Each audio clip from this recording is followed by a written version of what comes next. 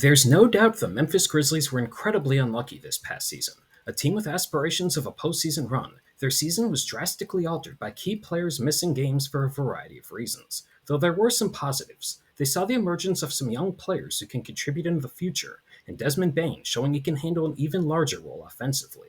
While Bane has shown he's more than just a shooter in recent years, this past season he had an even larger burden and was up to the challenge. I'm going to take a deeper dive into Bane's offensive game and show how these are very encouraging signs for the Grizzlies long term. When Ja Morant is orchestrating the Grizzlies' offense, they love to get out and run in transition.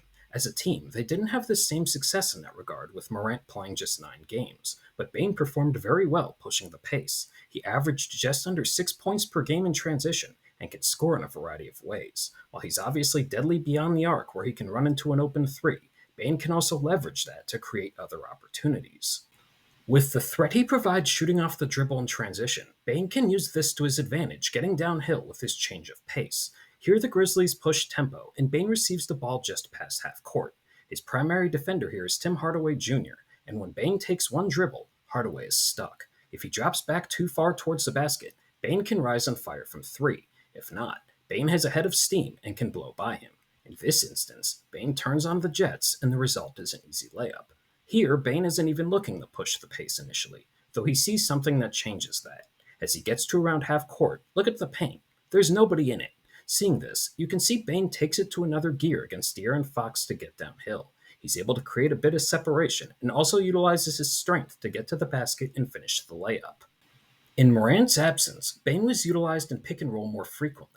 He thrived, ranking in the 84th percentile scoring out of the action on a per possession basis. With the threat he provides shooting off the dribble from all levels and ability to get downhill, Bane's tough to slow down, though this also creates opportunities for teammates. This example is your basic high pick and roll, though after the screen, Bane has two defenders on him as Jonathan Kuminga rotates to stick with Jaren Jackson. With all the defenders keyed in on Bane, this doesn't really look like it's going anywhere. That's until he fires an impressive skip pass to Gigi Jackson in the left corner. The Warriors aren't able to rotate in time, and Jackson knocks down the three. In this example, it's late in the shot clock, but after a little ghost screen, Bane starts getting downhill. Though as he gets in the paint, look at the Pacers' defenders here. All 5 players have eyes on Bane, and 3 have at least a foot in the paint. Bane quickly responds to this and is able to find an open John Conchar in the corner who buries the three. A career 42% three-point shooter on high volume, Bane is a deadly shooter who can't be left open.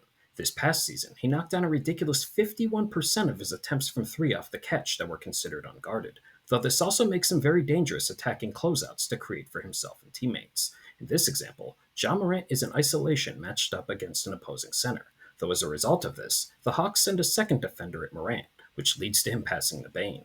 The defender who rotated to Morant now has to recover, and Bane takes advantage. He decisively attacks and finishes the layup where he's met with little resistance.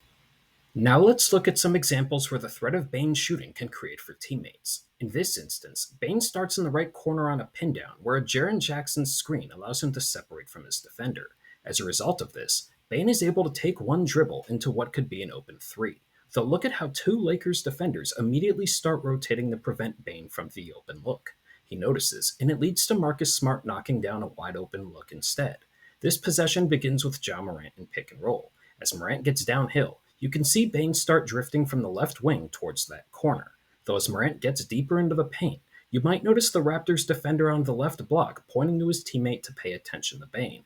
Though as this is happening, Marcus Smart starts cutting to the basket from the left corner. By the time a defender does rotate to Bane, Smart's primary defender has lost track, and it leads to an easy layup off the cut for the Grizzlies. While the Western Conference is daunting, the Grizzlies will almost certainly be healthier and will contend for a playoff spot.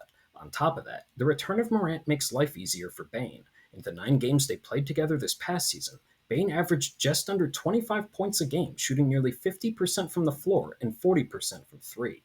The skills Bane already provided on top of the experience he gained from this past season will be beneficial in the long run and could be something to look back on given the growth he's shown on a year-to-year basis. If you got this far, thank you, and if you enjoyed the video, don't forget to like and subscribe to stay up to date on my latest basketball analysis.